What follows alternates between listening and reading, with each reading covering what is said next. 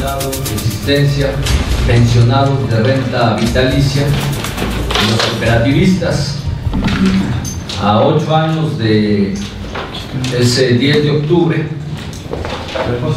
estamos cumpliendo un periodo de tiempo en el que la mayoría de los trabajadores no tenemos empleo, a los que se alcanzó una renta vitalicia que es muy distinto a una jubilación o pensión, se les deben aún recursos económicos y las prestaciones mínimas, como sería el más sencillo ejemplo de un aguinaldo.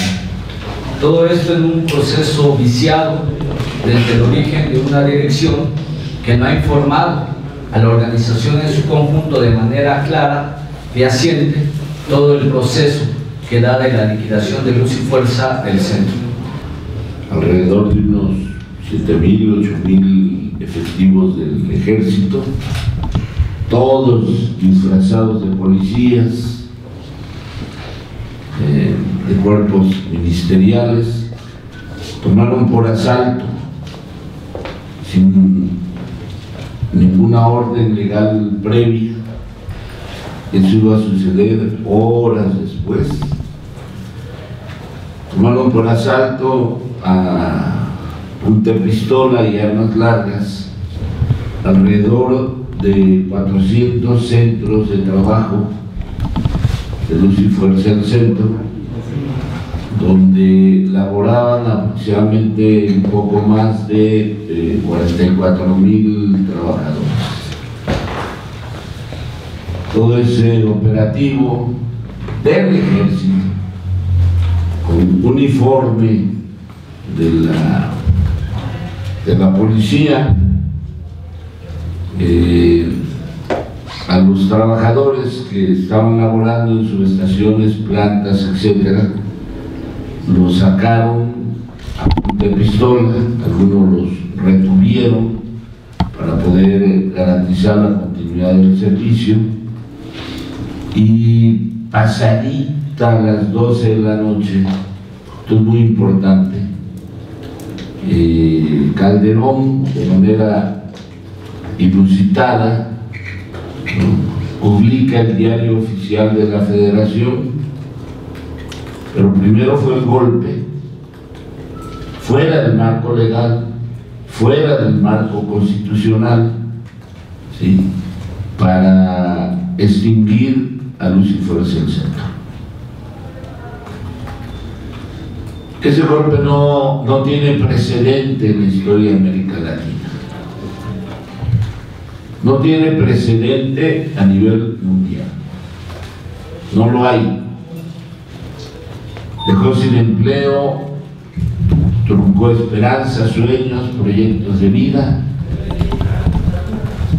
y dejó alrededor de 66.000 familias en la indefensión, 44.000 familias electricistas de repente se quedaron sin trabajo.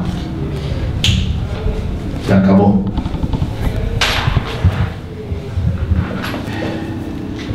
Ha sido una tragedia. Por eso calificamos ese golpe como un golpe fascista. Es decir, violando leyes, constituciones, el llamado Estado de Derecho, todo desde la perspectiva de eliminar un escollo que parecía insuperable para avanzar en la privatización del sector eléctrico.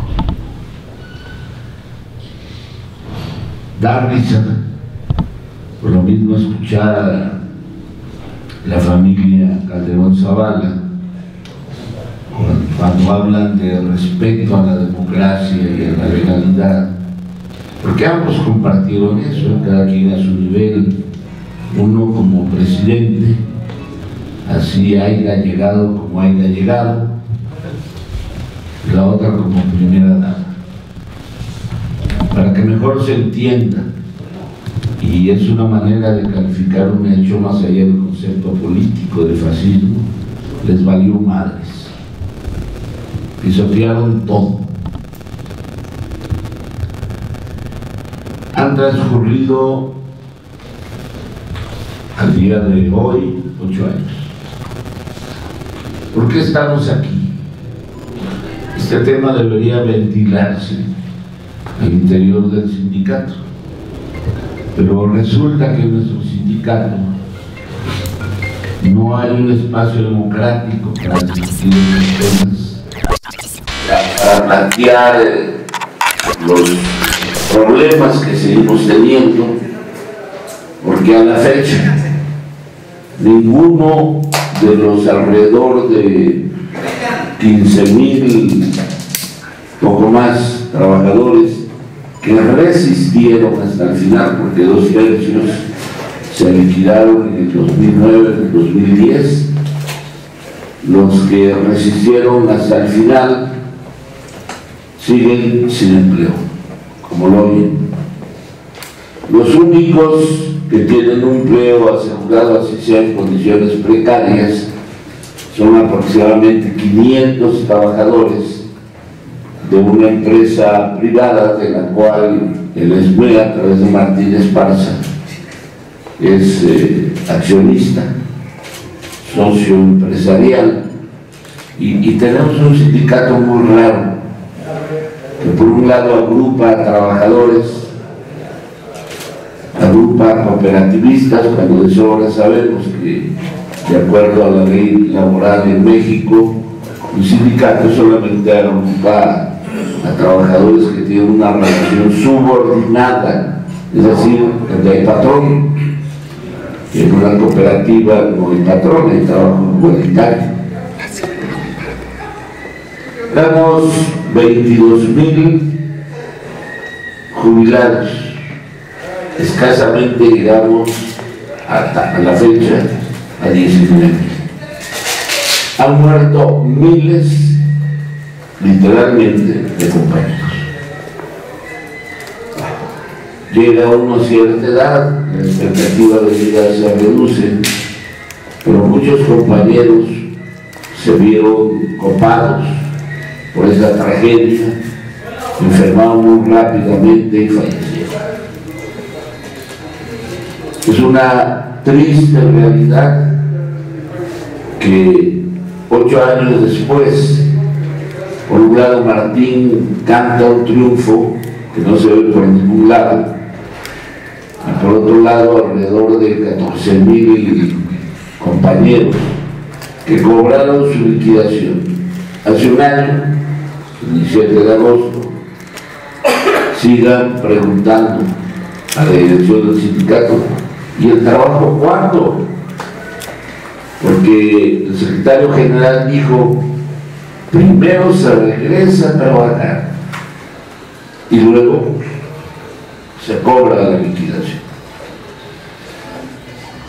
Casi 8 años después se cobró una liquidación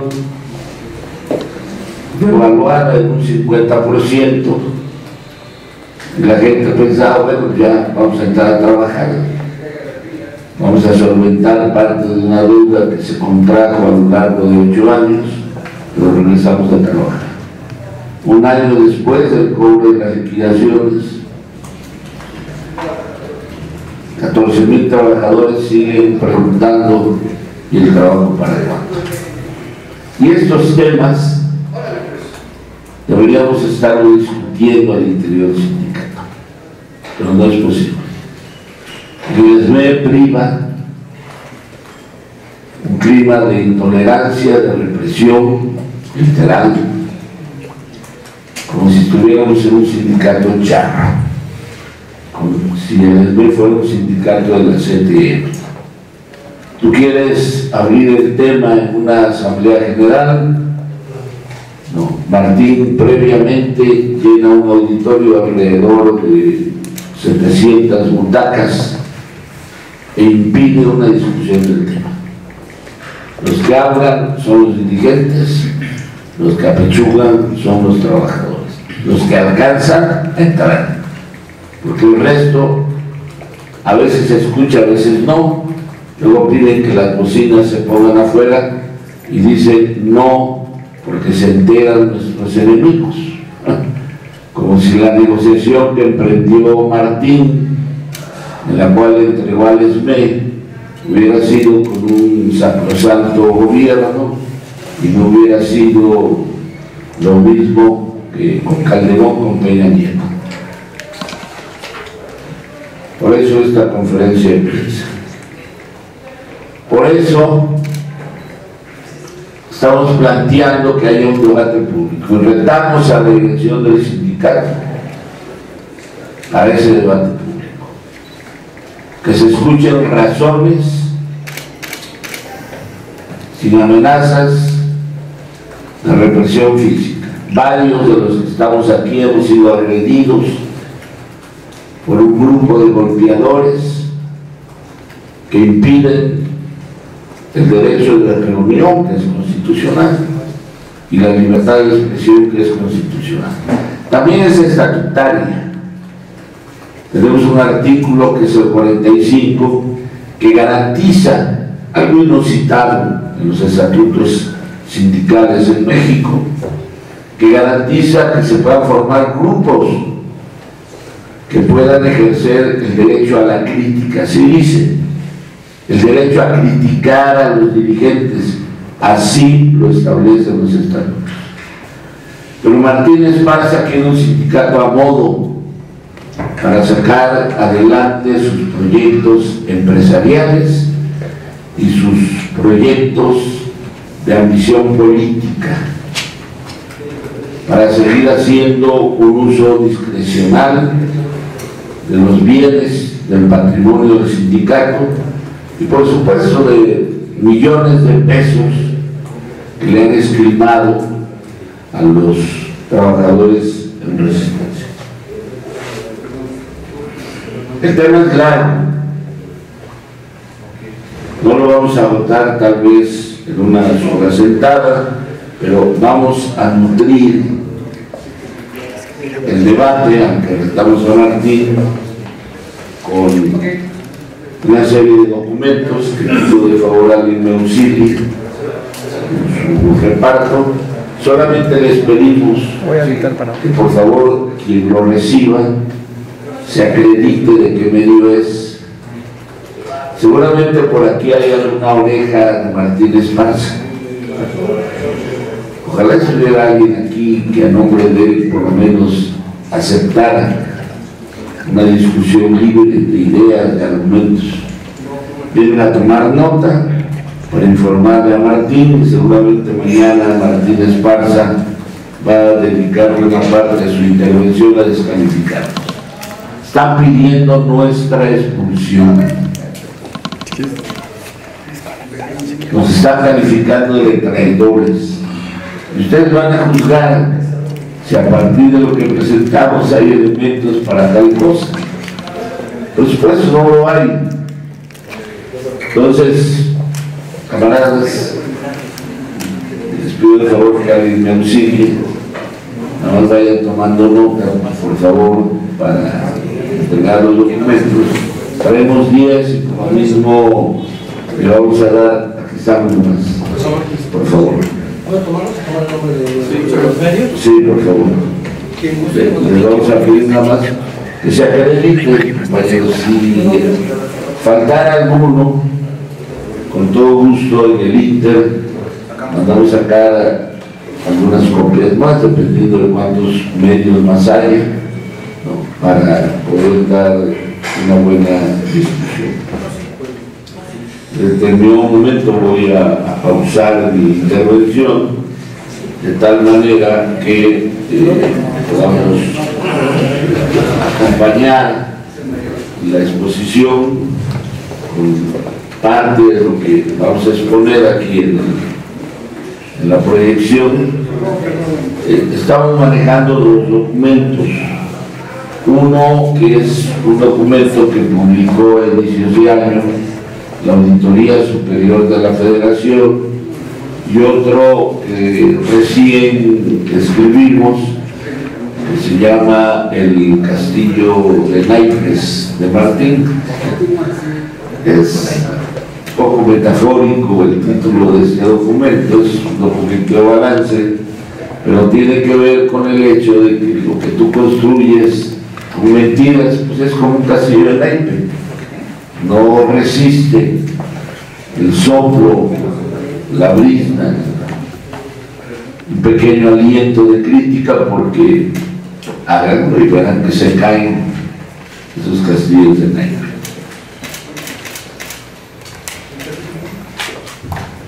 Todo el proceso de extinción y liquidación de Luz y Fuerza es un proceso opaco. Opaco quiere decir que no se ve, que nadie tiene elementos con los cuales demostrar lo que Martín canta como una victoria. Pero resulta que la Auditoría Superior de la Federación publica un documento, una auditoría sobre el proceso de liquidación, y fue inevitable que entonces parte de los documentos que fueron reservados hasta por 12 años, de acuerdo a la Ley Federal de Transparencia y Acceso a la Información Gubernamental, finalmente se conozcan en parte. ¿Qué nos dicen estos documentos de la Auditoría Superior de la Federación? Bueno, dice la dirección del sindicato que hicieron una negociación política. Falso. La negociación en realidad la abrió el gobierno federal, porque a final de cuentas se dieron apercibidos de que para poder concluir la extinción del organismo Luz y Fuerza del Centro, un organismo público descentralizado, tenían que finiquitar, es decir, concluir con un pasivo laboral. Usted recuerda que en el decreto de extinción Calderón dijo, bueno, una de las razones del por qué la extinción de Luz y Fuerza es que tiene un pasivo laboral desorbitante. Dijeron hace 8 años, es un pasivo laboral de 240,000 millones de pesos, de los cuales un tercio, 80,000 millones, corresponden a trabajadores activos, y 2 tercios de esos 240,000 millones de pesos corresponden a jubilados. El gobierno dijo, bueno, para concluir la extinción, liquidación, una vez que la Suprema Corte de Justicia de la Nación, por instrucciones de Peña Nieto, le niega el patrón sustituto al Sindicato Mexicano de Electricistas, queda de frente el pasivo laboral. Entonces no les queda más remedio que citar a la dirección del sindicato y le dicen, Martín, vamos a buscar una negociación, pero tienes que firmar la extinción del pasivo laboral. Un pasivo laboral de 240,000 millones en aquel entonces, y más de 400,000 millones, más de 400,000 millones para estos años. Lo primero que nos dice el estudio de la Auditoría Superior de la Federación es de que esa negociación a la baja se fundó en entregarle a la dirección del sindicato, a cambio de 80,000 millones de pesos, 14 pequeñas plantas de generación y 40 predios. Si uno suma el valor de las 14 plantas de generación y el valor contable de los 40 predios, algunos que eran más bien como basureros, deshuesaderos, tal cual, tiene un valor contable de 1.600 millones de pesos.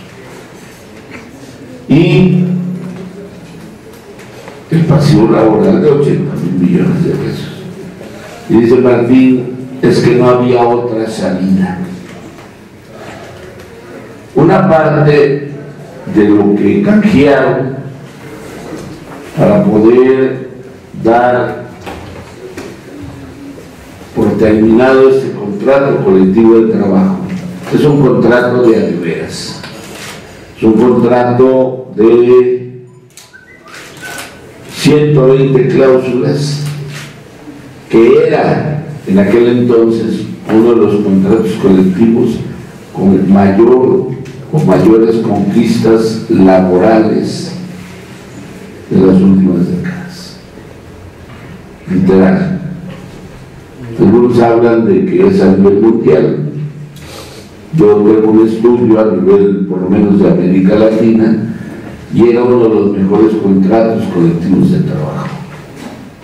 Por la manera tan rigurosa en que estaba regulada la bilateralidad, es decir, la relación de partes, por el nivel de conquistas obreras, más allá de las prestaciones laborales. A cambio de ello, Martín negocia un contratito ridículo que apenas contiene los mínimos que consagra la Ley Federal del Trabajo, en donde laboran 500 trabajadores y el resto, bien, gracias. Para el resto de los trabajadores no habrá un contrato colectivo de trabajo, porque en todo caso, como cooperativa, podrán tener algunos beneficios, pero no un contrato colectivo de trabajo.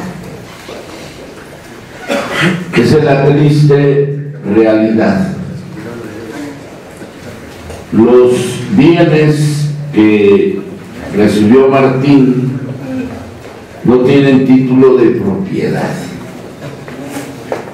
Entregaron 40 predios, pero no entregaron los títulos de propiedad. Deberían entregar por lo menos los títulos de propiedad, a la fecha no los han entregado. De eso ya transcurrió casi un año y no hay títulos de propiedad. Las 15 plantas de generación, incluyendo la termoeléctrica J. Luque, que en realidad ya era chatarra porque la dejaron morir,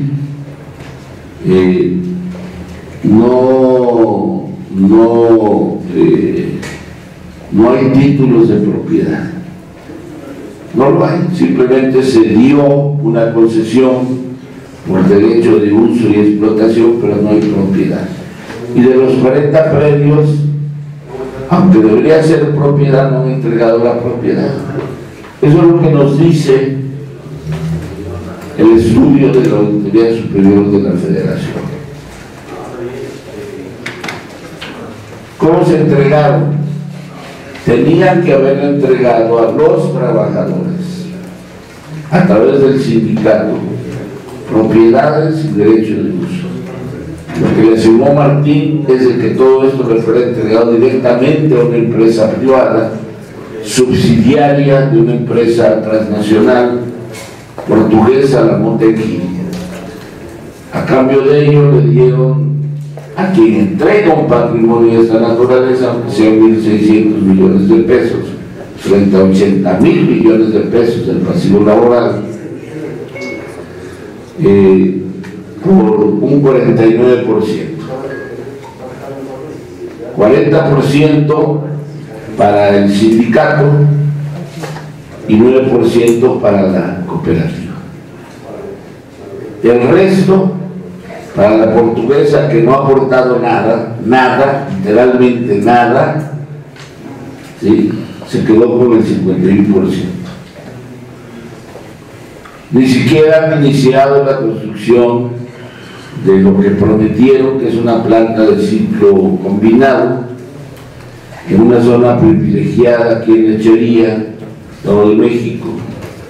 Los que van saliendo rumbo a la caseta, la autopista Querétaro, ahí a la mitad, antes de llegar a la Ford, del lado derecho, estaba la termoeléctrica J. Luque. Todo eso existía nada más como un terreno, pero un terreno excelentemente ubicado, que cuenta con líneas eléctricas, agua potable suficiente, decenas de hectáreas, para que ahí se construya una planta de ciclo combinado. No se ha construido nada.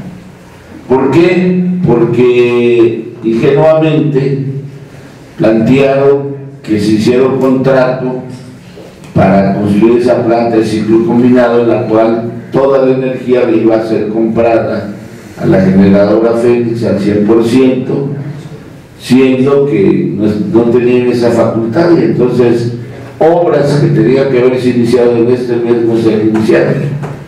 ¿Por qué? Porque sería tanto como colocar en una situación de quiebra Comisión Federal de Electricidad, cuando tú la obligas a que le compre energía a Fénix por un periodo de 25 años. Y los trabajadores, bien, preguntando una pregunta que enerva a la dirección del sindicato, cuando la gente dice: está bien, Martín, pero el trabajo ¿para cuándo? Y Martín dice: pendejos que no entienden, estamos en una negociación. ¿Cuántos años más de negociación? Martín y su grupo de allegados no han pasado penurias. Ellos vivieron durante 8 años a expensas de la cuota sindical. Desde hace más de 2 años viven con un ingreso como accionistas de la generadora Fénix de más de 2,000 pesos diarios, sin considerar lo que están recibiendo como dividendos, porque ellos tienen las acciones de la generadora Fénix y viven bien. Si alguien duda, pues párense ahí enfrente del Insurgentes 98 y vean el tipo de vehículos con el que salen. Son camionetas del año, blindadas, eso sí. ¿Para qué? ¿Quién sabe? Yo sabía que eso lo llevaba la gente supermillonaria, los narcos. Vayan ustedes a saber, pero ellos han vivido en la comodidad, y eso es lo que están defendiendo, un negocio.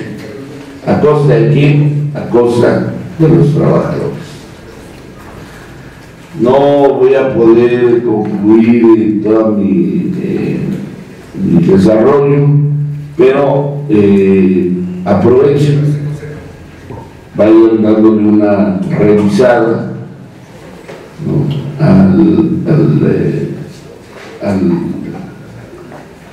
al análisis de la Auditoría Superior de la Federación.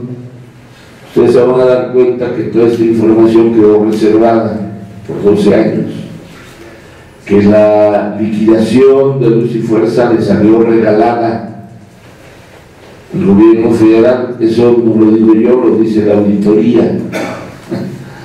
Pagaron menos de lo que le correspondía pagar. Los fondos de jubilación, de seguro sindical, solo Martín y sus allegados saben dónde quedó. Tenían que haber entregado esos miles de millones de pesos al sindicato. ¿Y quién se benefició de esto? Hoy tenemos el pleno convencimiento de que los ganones fueron, en ese orden, la transnacional Motengil, 1. 2, el gobierno federal, porque toda la propiedad de Luz y Fuerza del Centro se la quedó Comisión Federal de Electricidad. Y el tercero, pues es evidente que Martínez Esparza. Los trabajadores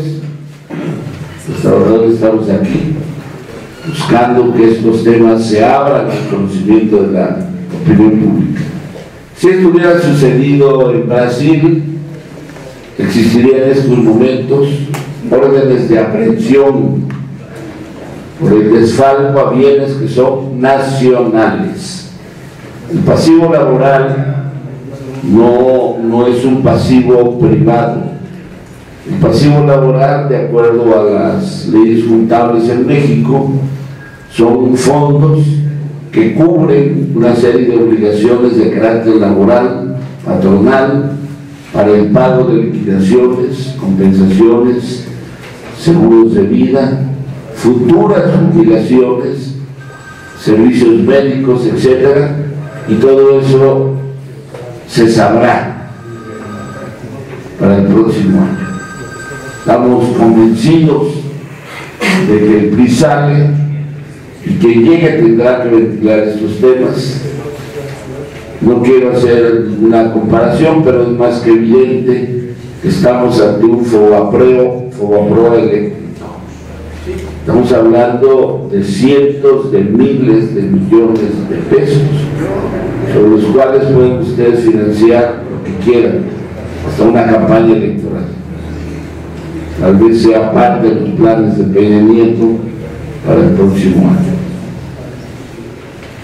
Todos los bienes de Luz y Fuerza del Centro, más de 400 propiedades de todo tipo, subestaciones, líneas de potencia, de distribución, se los quedó Comisión Federal de Electricidad. Y hay una serie de dudas que nos tienen preocupados a 19,000 jubilados, que es ¿y dónde está el pasivo laboral de los jubilados? Lo único que sabemos por el estudio de la Auditoría Superior de la Federación, el dato viene aquí, ustedes lo van a poder identificar en este punteo que hicimos, de alrededor de 341,000 millones de pesos. Tenemos serias dudas en manos de quienes están quedando.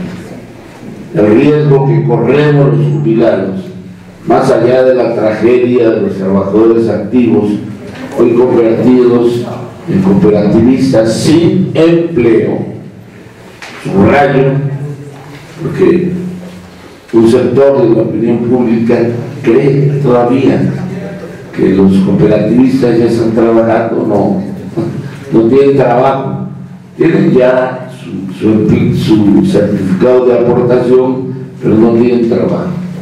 Y los jubilados no sabemos dónde está el pasivo laboral que da garantía del pago de nuestras cuotas diarias de jubilación y de otros derechos contractuales adquiridos.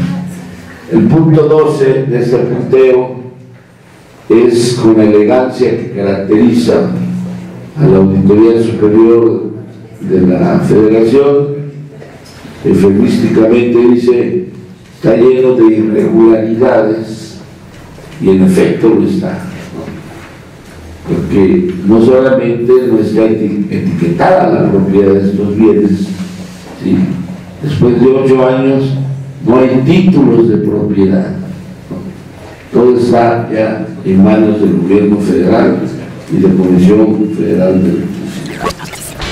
El proceso de la liquidación de Luz y Fuerza del Centro pasaba entonces por la liquidación de los trabajadores en activo, pasaba por la extinción del pasivo laboral, por la eliminación de los fondos colectivos derivados de las cláusulas del contrato colectivo de trabajo y por la renuncia al conjunto de derechos que tenían todos los trabajadores, contrario a lo que señala Martín Esparza de una negociación política. Ese proceso de negociación espera solamente dar empleo a 531 en la sociedad generadora con la transnacional Motengil y el resto, alrededor de 14.500 trabajadores. Estamos a la espera de que se pueda dar un esquema en la sociedad cooperativa. No es viable ni siquiera estando todos de pie. Son 40 centros de trabajo. Dividan 14.000 entre 40 centros de trabajo, ni de pie entramos. Es una falsedad que han vendido a la opinión pública. Para hablar de esto y un conjunto de irregularidades que han venido aconteciendo respecto a la cooperativa. A 8 años de la extinción de Luz y Fuerza, la gran pregunta que nos hacemos el día de hoy es ¿qué ha ganado el Sindicato Mexicano de Electricistas? Se ha vendido la idea al exterior que tenemos ahora una empresa, como lo han comentado mis compañeros, hecha a través de la empresa transnacional Motengil y el Sindicato Mexicano de Electricistas, y la otra parte es la cooperativa LF del Centro. Pero aquí nos preguntamos en realidad qué es lo que hay detrás de esta cooperativa. Voy a hacer un breve resumen sobre los momentos más importantes que ha tenido esta sociedad mercantil. De manera inicial, se anuncia la creación de la Sociedad Cooperativa LF del Centro el día 15 de junio de 2015, al cierre de campaña de la planilla 11 de octubre. Y posteriormente, el 25 de junio de este mismo año, se constituye ya de manera formal esta sociedad mercantil ante el registro público de la propiedad. En este punto llama la atención que únicamente el secretario general Martín Esparza Flores anunció que se iba a hacer la creación de esta sociedad. Sin embargo, nunca convocó a ninguna asamblea y tampoco nos dijo cuando ya estaba constituida. Posteriormente, se inicia lo que es el proceso de liquidación para los miembros que quedaban activos en el Sindicato Mexicano de Electricistas a partir del 15 de agosto de 2016. Durante este proceso pudimos constatar que dejaron fuera de la sociedad cooperativa a 30 de nuestros compañeros. La razón hasta el momento no la sabemos, no la conocemos, no se ha dado un pronunciamiento de esta irregularidad. Posteriormente se llevó a cabo una asamblea general por parte de los 25 miembros de la dirección sindical, la cual no estábamos enterados. Después se convocó de manera formal a una asamblea general para todos los que habíamos recibido el certificado de aportación. Esto fue el día 12 de junio de 2015. Y bueno, a partir de este entonces, en el 2016 se hace la convocatoria el día 11 de octubre para poder llevar a cabo esta asamblea general extraordinaria que nos convocó el secretario general. Se llevó a cabo en la sala de armas de la Magdalena Michuca. Y bueno, dentro de esta asamblea se hizo un acuerdo, el cual dejaba únicamente a un consejo de administración y vigilancia durante 4 meses. Iban a estar a prueba y posteriormente se iba a llamar nuevamente a otra asamblea para poder rectificar o en su momento dado hacer el cambio de estos compañeros. Posterior a esta asamblea y 5 meses después, el 25 de marzo de 2017, ante el silencio de la dirección sindical, se dan a conocer las bases constitutivas de esta sociedad mercantil. Esto fue generado a partir del silencio de la dirección sindical y la presión que ejerció la misma base. Nos vimos obligados a ver qué era lo que estaba pasando, porque después de 5 meses seguíamos sin trabajo y seguíamos sin ser convocados a una asamblea general. Luego de este acontecimiento continuaron los engaños, ya que el día 29 de junio de 2017, mientras se llevaba a cabo el plantón en la Secretaría de Gobernación, Martín Esparza anunciaba que ya todos los miembros que habían recibido el certificado de aportación estaban ya dentro de la cooperativa. En este momento nos hacíamos la pregunta, entonces, ¿el primer certificado de aportación que recibimos, qué era? ¿Acaso fue un engaño? ¿Acaso fue que a través de la presión que ejercimos se vieron obligados a hacer el registro? Sin embargo, constatamos que en este periodo del 21 al 26 de junio no se había hecho ningún registro que pudiera agrupar a todos los compañeros que estábamos dentro de esta sociedad cooperativa. Y posteriormente se hace otra modificación a LF del Centro. Sin embargo, esta modificación no era la que esperábamos, ya que en este documento podemos observar que Fernando Muñoz Ponce, en su carácter de presidente, todavía hace una modificación, pero la hace a lo que es el objeto de la sociedad. Y nos llama mucho la atención, ya que cuando revisamos el documento, parece ser que en este punto se pueden adicionar personas extranjeras a la sociedad mercantil LF del Centro. Aquí es muy importante constatar las fechas, ya que este evento se llevó el 13 de julio de 2017 y posteriormente el 17 de julio de 2017 se vuelve a hacer otra modificación a esta sociedad mercantil, pero en esta ocasión ya esta modificación está dada por Raimundo Eduardo García Ortiz, el actual presidente de la cooperativa. Podemos ver que con tan solo un día hábil hacen el cambio de los presidentes sin ningún aviso a la base. Y aquí hay dos cambios muy importantes que se hacen. El primero es el cambio en la expresión nominal, que de manera inicial estaba dada por 25,000 pesos y se cambia a 328,767,000 pesos. Sin embargo, esta cantidad no coincide con la que inicialmente había dado Martín Esparza, ya que hace un faltante de 4 millones de pesos, los cuales no sabemos hasta este momento en dónde se encuentran. Y el segundo cambio que se le hace a esta sociedad mercantil es el nombramiento de los funcionarios y apoderados y sus respectivas funciones, es decir, ya se nombran los representantes de las unidades productivas. Y en este punto me gustaría hacer una denuncia, ya que únicamente los que estábamos contemplados para poder ingresar en esta sociedad cooperativa éramos todos aquellos que habíamos quedado a resistir durante todos estos años de la lucha, y vemos tristemente que aceptaron incluso a los primeros liquidados en las primeras etapas, como es el caso de José Alfredo Moreno Salas, quien es liquidado desde 2010. Y es increíble que nos hacen exclusión a 30 compañeros, ya que este primer liquidado no solo ostenta el cargo como representante propietario principal del grupo de ingenieros, sino que también es socio de la cooperativa y es el representante de la unidad productiva de administración e inteligencia de negocios, que además también ocupa un cargo en la Sociedad Generadora Fénix. Increíble cómo se privilegia a personas que estuvieron liquidadas desde el principio, y a nuestros compañeros que se mantuvieron en esta digna lucha de resistencia se les haya negado el certificado de aportación. Pero no solo estas arbitrariedades se cometieron en la cooperativa LF del Centro, sino que a raíz de estos 8 años de la extinción de Luz y Fuerza del Centro, también ha generado mucho daño de manera moral, de manera psicológica, ya que muchos compañeros fallecieron durante todo este tiempo, y algunos a consecuencia de este ilegal decreto. Algunos se suicidaron, algunos otros compañeros tuvieron que sacar a sus hijos de las escuelas para poder darles otra oportunidad en otros lugares diferentes.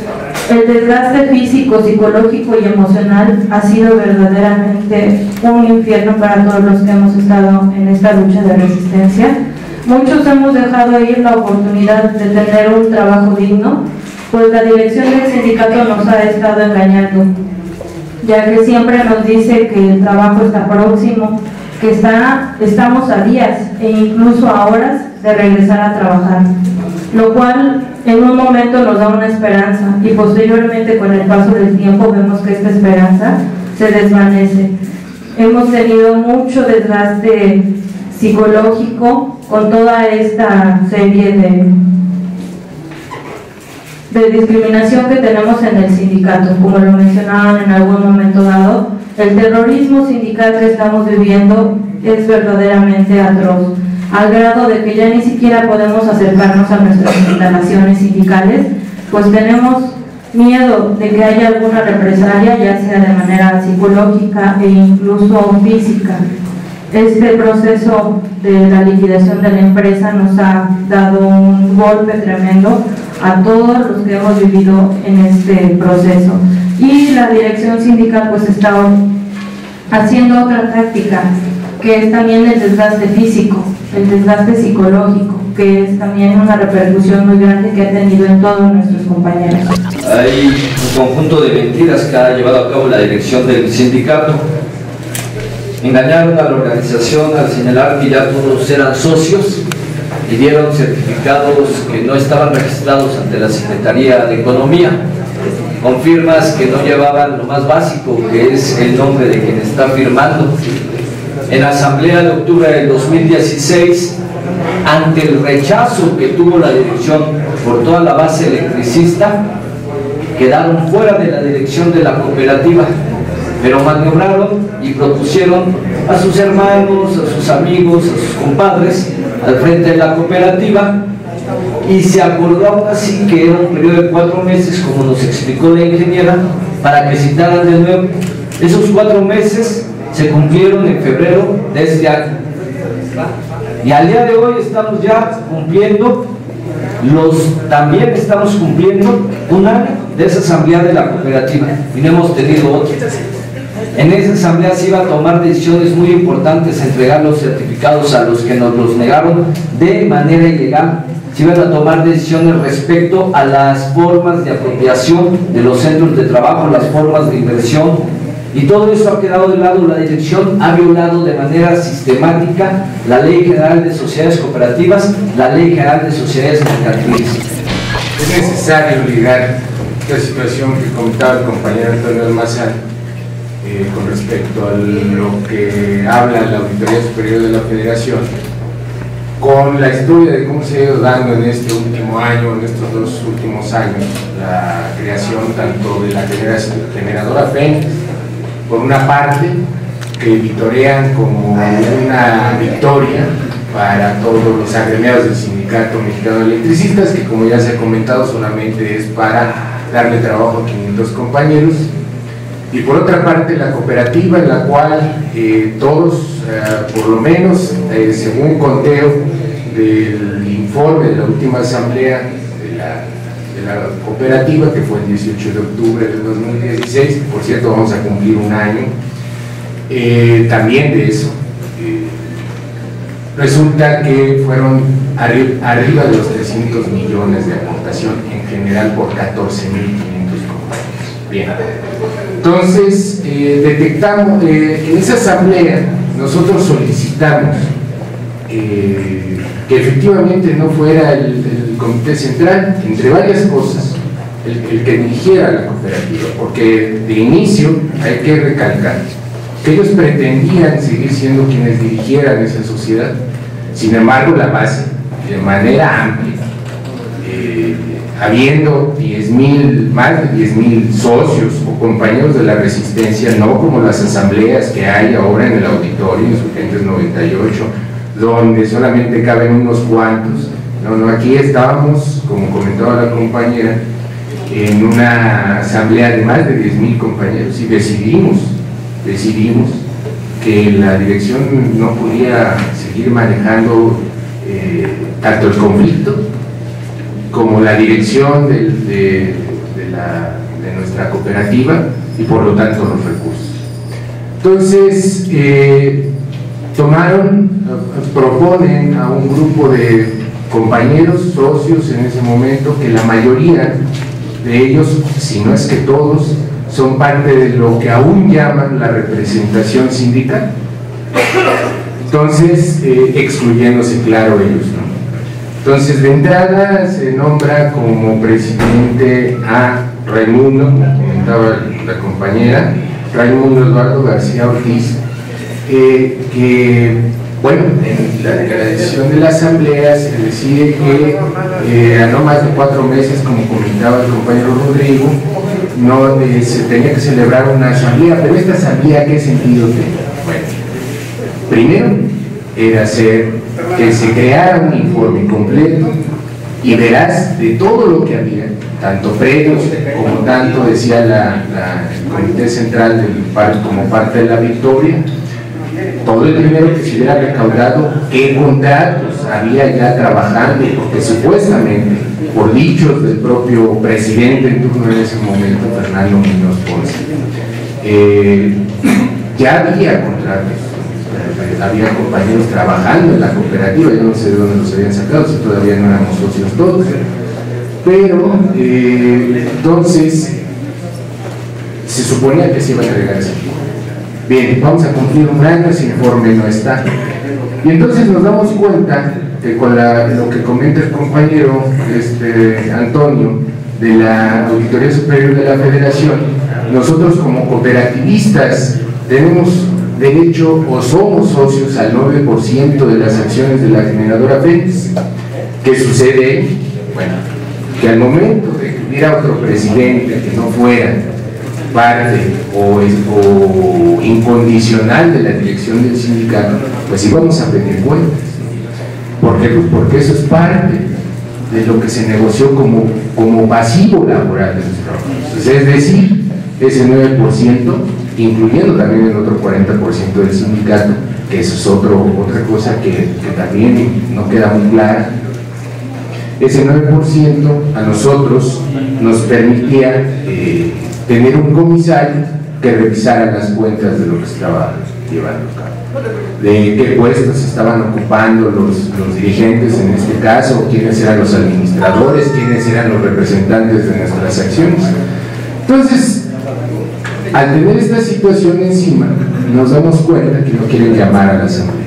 Y entonces, el presidente de la asamblea y el consejo de administración y el consejo de vigilancia, encabezados por el presidente Eduardo García, pues omiten y violan la ley en sus artículos 6, fracción 2, 6, artículo 16, donde habla sobre todo en la manera democrática de llevar a cabo una sociedad cooperativa, por una parte, las obligaciones que tiene como presidente de esta, a haber llamado por una decisión de los compañeros en ese momento, de haber llamado a los 4 meses a la asamblea, tuviera el informe que tuviera, era su obligación, sin embargo no la ha hecho.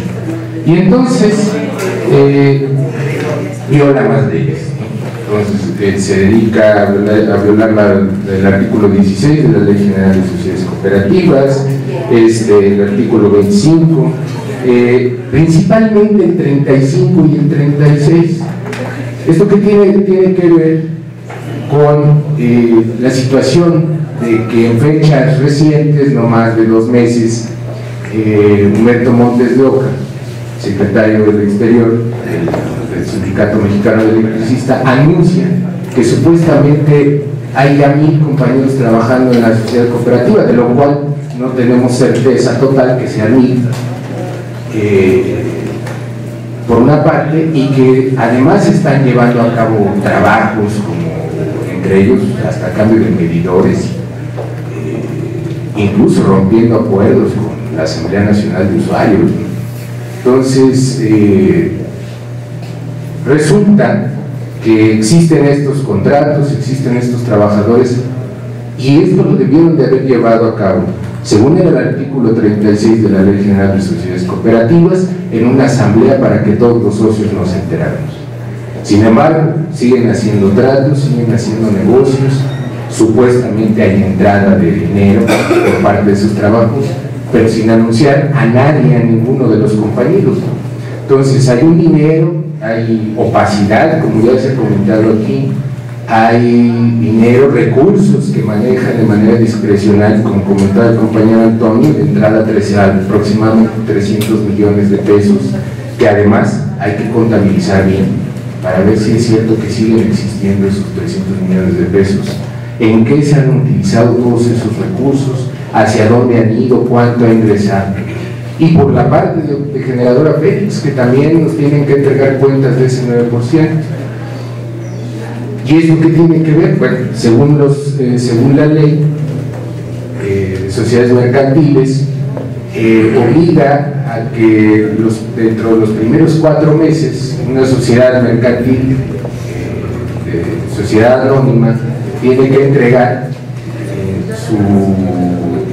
todo su balance del dinero, de la generación de las entradas, ganancias, utilidades, etcétera, inversiones, dentro de los primeros 4 meses al año. Y para esto tiene que celebrar de manera posterior una asamblea, por lo menos de manera anual. Sin embargo, no sabemos si tampoco, si ya se celebró esa asamblea, no se han entregado cuentas, no se han entregado cuentas ni al sindicato, que es el dueño del 40% de esas acciones, ni hacia la cooperativa, que es el 9% dueño de las acciones, y sin embargo, repito, todo ese dinero, todas esas acciones se supone que son parte de lo que se negoció a cambio del pasivo laboral, es decir, que pertenece a los trabajadores. Y Entonces tenemos una dirección, 25 personajes que viven a todo dar de ese sueldo, de esas ganancias, de lo que nos pertenece a todos los trabajadores, porque no solamente es a ellos, no solamente ellos se ganaron ese derecho a recibir un sueldo, un salario, y además que salarios de 2,000 pesos diarios, imagínense, ¿no? Entonces, no solamente ellos, también los compañeros que resistimos todos estos años, los compañeros tanto de renta vitalicia, los compañeros a los cuales se les excluyó por motivos de opinión diferente a la del Comité Central, por hacerles la crítica directa, y ya por eso se ganaron la necesidad de excluirlos. Y pues nos parece que ya hay un sentido de corrupción, porque así hay que decir, de opacidad total y de fuera de la legalidad y del contubernio de las personas que acabo de nombrar, en este caso el presidente de la cooperativa, y todos se vuelven cómplices e ineficientes e ineficaces con el trabajo que debiera de ser para todos. La Ley General de Sociedades Cooperativas habla de la obligación que tienen las cooperativas de administrarse de manera democrática, de tomar en cuenta a todos, de no negar el derecho simplemente por posiciones políticas, de ser incluyentes respecto a sus posiciones. Son principios cooperativistas. La Ley General de Sociedades Mercantiles, y por eso ocultaron el dato de que la cooperativa tenía un 9%, señala que con un 5% que tú tengas de participación en una sociedad anónima, tienes derecho a conocer sus estados financieros, la forma en la que se administra, la forma en la que invierte. Por eso, si ustedes buscan en internet, en ningún momento van a encontrar alguna nota, porque nunca lo han declarado ellos, respecto a que la cooperativa tenía un 9% de la participación accionaria en el Grupo Fénix, o sea, en la generadora. Y no es poco, algo están ocultando allí. Para empezar, se lo ocultaron a los propios trabajadores. Tenían derecho a participar, tenían derecho a fiscalizar, y lo ocultaron. Han violentado este conjunto de artículos que nos ha informado el compañero Quetzal. Hay intereses que van ligados al Ejecutivo Federal y a empresas transnacionales. Esa es la pseudo revolución que pregonan quienes se dicen de izquierda, pero cobran muy bien con la derecha. Para hablar por el último punto va a hablar el compañero David Miranda, para hacer dos balances muy importantes, que son también a los 8 años. Por un lado, los jubilados pensionados, lo que se les debe, los peligros que enfrentan, y el otro de algo que no nos olvidamos, los usuarios, el público usuario, que ha tenido que enfrentar un periodo de 8 años con incrementos de tarifas. De repente ellos anuncian, bajaron las tarifas eléctricas, lo que no informan es que bajan 0.03 centavos, cuando tienes un acumulado que, dependiendo la escala de las tarifas que se te apliquen, ronda de un 87 a más de un 300%. Quiero empezar comentando lo siguiente. Es fundamental hacer una distinción entre algo que a la opinión pública le han venido machacando, no solamente en relación al Sindicato Mexicano de Electricistas, sino en general al sindicalismo de este país.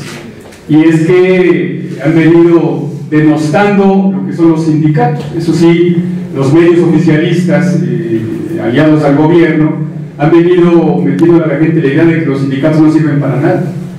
Y nosotros aquí queremos hacer una distinción muy clara. Nuestro sindicato históricamente ha sido un sindicato de pelea, de lucha, y por eso precisamente hace 8 años se dio esta lucha de exterminio en contra del sindicato.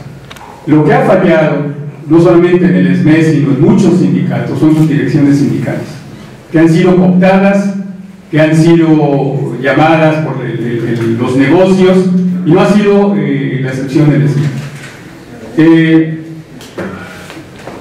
Martín Esparza, cada que se refiere al tema, cuando en todas sus intervenciones plantea que habemos un grupo de compañeros que estamos haciendo intriga y labores sucias. Es decir, por eso es que planteamos que no hay condición para una lucha, un debate en las instalaciones sindicales. Nosotros no denostamos ni mucho menos a nuestros compañeros, que hay que hacer un primer reconocimiento que más de 16,000 compañeros trabajadores han venido resistiendo desde hace 8 años esta tragedia, como ya se comentó. Lo que queremos destacar son las contradicciones, incongruencias y mitomanía a la que ha incurrido el secretario general y su camarilla. Por ejemplo, se dijo que se iban a jubilar, nos iban a jubilar a cerca de 1,000 trabajadores. Eso fue en mayo de 2014, hace más de 3 años. Se acordó en la Asamblea esa condición y la sorpresa es que no hubo tal jubilación en términos del contrato colectivo de trabajo, que estaba regulada la figura de la jubilación por la cláusula 64 de ese contrato. Se estableció una figura que se llama renta vitalicia, figura que regula el Código Civil Federal de sus artículos 2774 al 2791. Es una figura civilista y haciendo un balance con algunos abogados en materia laboral, lo que nos dicen es que es inexplicable, fíjense bien, ni siquiera es la opinión de nosotros, la opinión de abogados, que se haya negociado la supuesta jubilación de 996 trabajadores por una figura civil, no es una figura laboral. Que además, hay que decirlo, nosotros fondeamos, porque un servidor forma parte de ese grupo que le llaman renta vitalicia, y al ser liquidados en 2014 tuvimos que fondear con aproximadamente el 65-70% de nuestra liquidación para este fondo.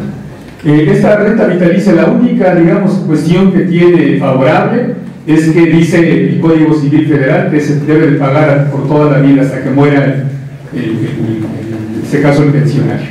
Y resulta que con ese argumento, cada que se le toca a Martín, el tema dice que agradezcamos que estamos cobrando esos 3 años, ya nada más eso faltaba, que después de haber fondeado no estemos cobrando. Y lo peor es de que se estableció un marco de total ilegalidad.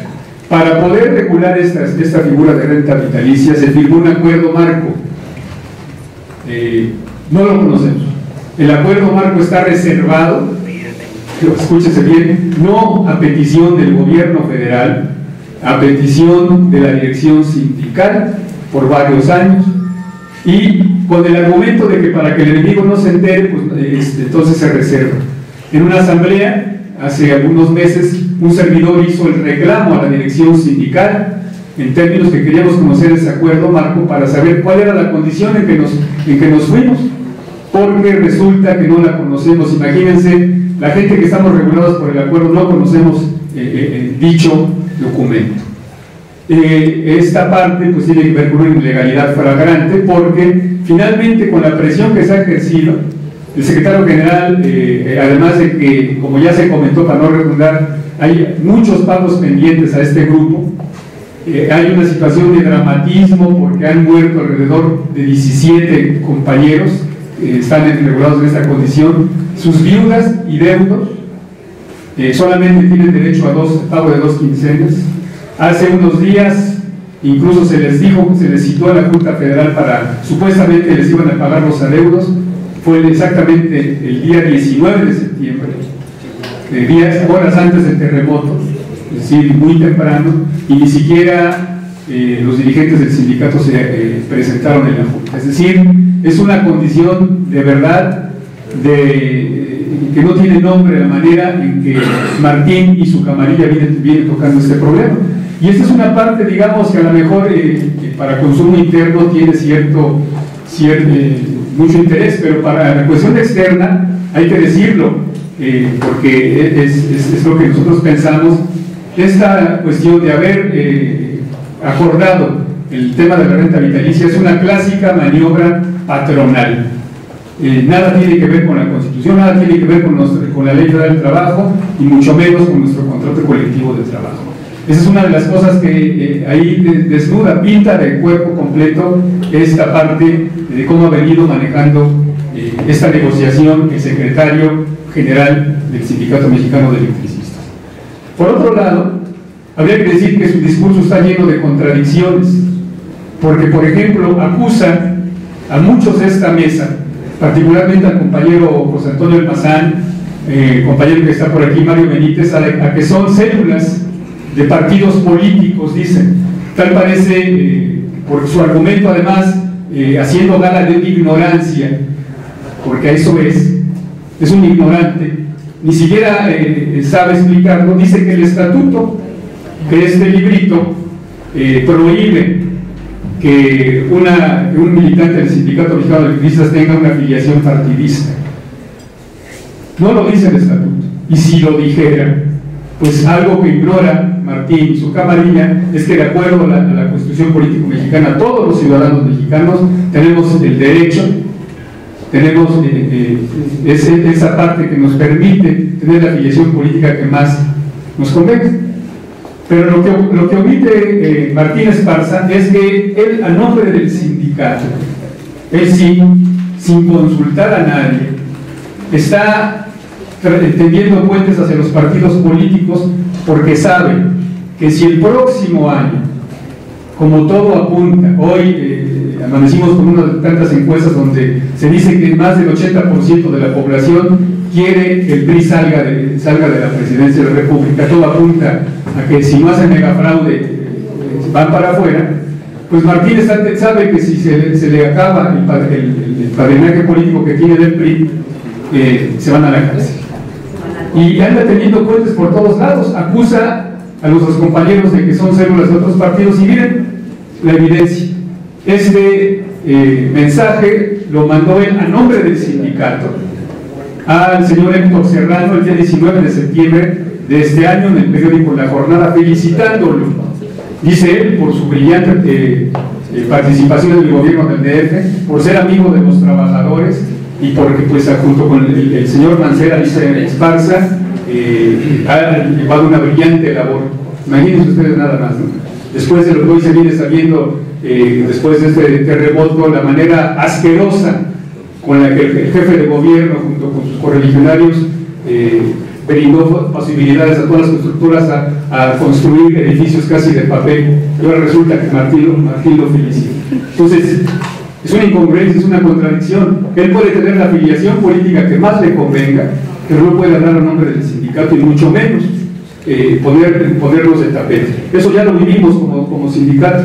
Esto se parece a algo que hizo en 1942 un secretario general que se llamaba Luis Rivera Rojas, que ponía, a cambio de diputaciones, puso al ESME de tapete. Es algo que hizo en 1987 Jorge Sánchez García, que era secretario general del ESME, poniendo, sin consultar a nadie, los votos del ESME para Carlos Salinas de Gortari. Son los mismos mecanismos, los mismos manejos, el mismo charrismo. Entonces es una contradicción grave a la que incurre Martín Esparza. Por otro lado, él habla de que con esta sociedad generadora, dice, fíjese nada más hasta dónde llega, y en estos días parece que van a hacer un foro sobre la energía como derecho humano. Dice que esto de haberse asociado el ESME con una empresa transnacional, Motengil, es una palanca, va a servir de palanca de desarrollo nacional. Es visible. La experiencia de este país demuestra que cuando los privados han sido dueños de estas empresas, y lo estamos viendo hoy, no puede ser palanca de electricidad de desarrollo nacional. Solamente beneficia a unos cuantos. Eso fue desde 1903 a 1960, y hoy se está repitiendo la historia, como vamos a ver en unos momentos en el tema de las tarifas. Para que la electricidad sea una palanca de desarrollo nacional, compañeras y compañeros, se requiere que esta empresa esté nacionalizada, esté en propiedad de la nación, como estaba antes de la contrarreforma energética que impulsó el actual presidente de la República. Que, por cierto, hay que decirlo también, otra de sus contradicciones de Esparza, es decir, que a estos 8 años, cada que hace una remembranza de esta lucha de resistencia y del decreto, dice que todo esto fue producto del borracho de Calderón, del PAN. O sea, es toda una tendencia, porque en varias ocasiones hemos recordado, y lo hacemos aquí, que cuando se dio la extinción hace 8 años, Calderón operó como presidente de la República la extinción, efectivamente, pero estuvieron de acuerdo todos los gobernadores que estaban en esta zona de atención. Nosotros atendíamos en 5 estados. Entre ellos estaba como gobernador del Estado de México Enrique Peña Nieto, como gobernador de Morelos estaba, no recuerdo el nombre, como gobernador de Hidalgo Miguel Ángel Osorio Chong, y como gobernador del Distrito Federal Marcelo Ebrard, y todos estuvieron de acuerdo.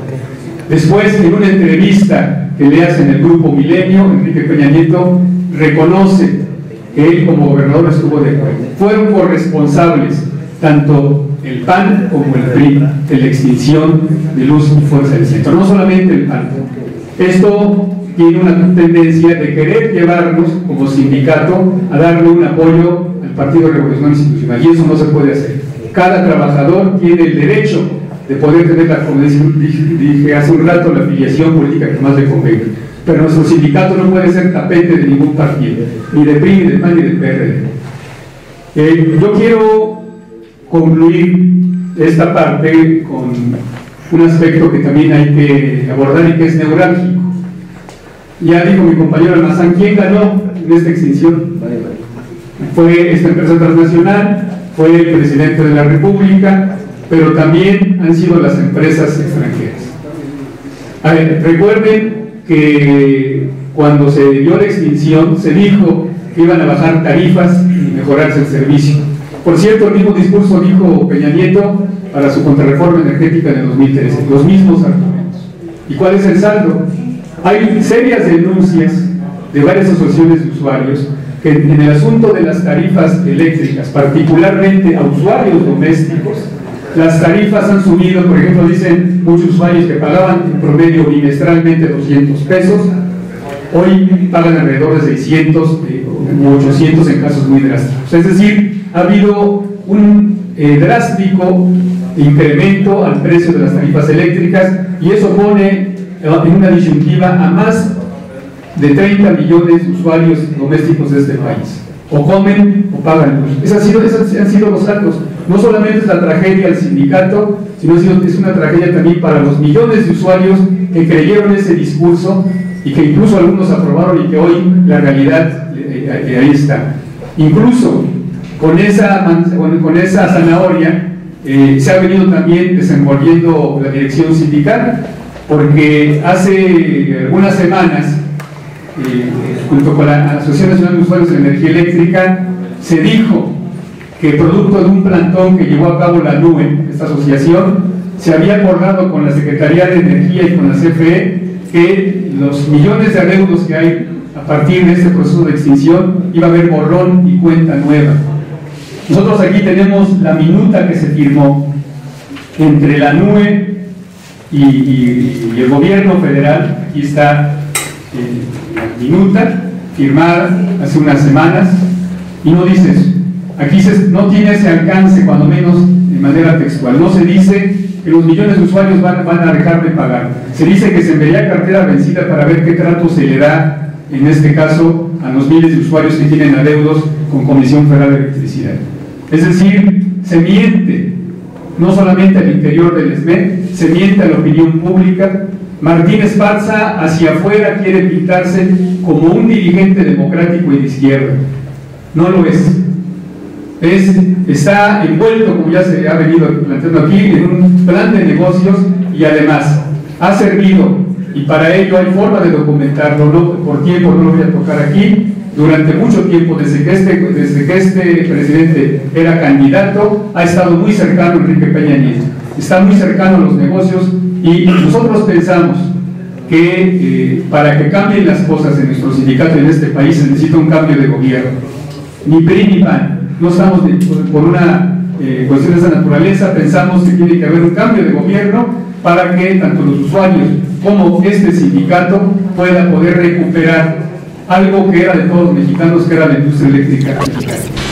Los aquí reunidos presentamos lo siguiente, exigiendo tanto al gobierno federal como a la dirección del sindicato: uno, que se hagan públicos todos los acuerdos con el gobierno; dos, que se paguen los pendientes que hay con los compañeros de renta vitalicia; tres, que se respeten los derechos adquiridos de los jubilados; 4. Que se entreguen cuentas claras de todo lo que ingresa en materia económica al SME y a la cooperativa LF del Centro. 5. Que se practique una auditoría laboral por parte de la propia organización para saber los criterios de selección del personal que ha sido contratado y que jamás ha sido votado en una asamblea general.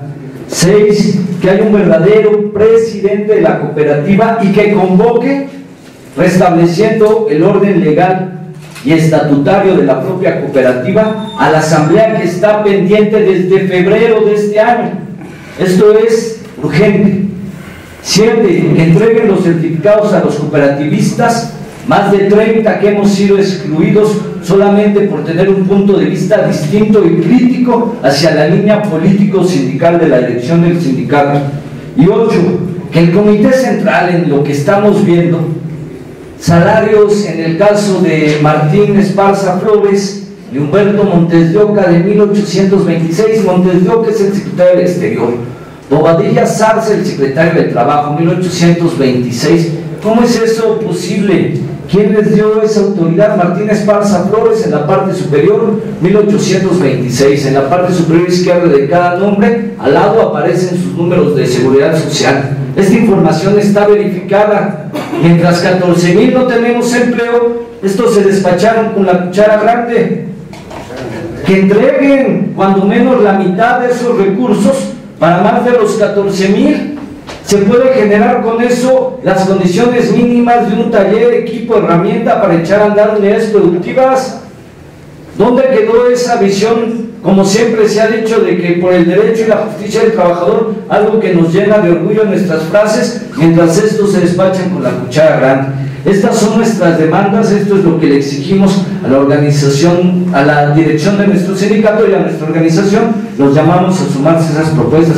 A los compañeros de los medios de información les damos las gracias. ¿Perdón? El debate público. Sí, y si... claro, ya se presentó aquí la idea del debate público. Si hay alguna duda, con mucho gusto y les agradecemos su presencia.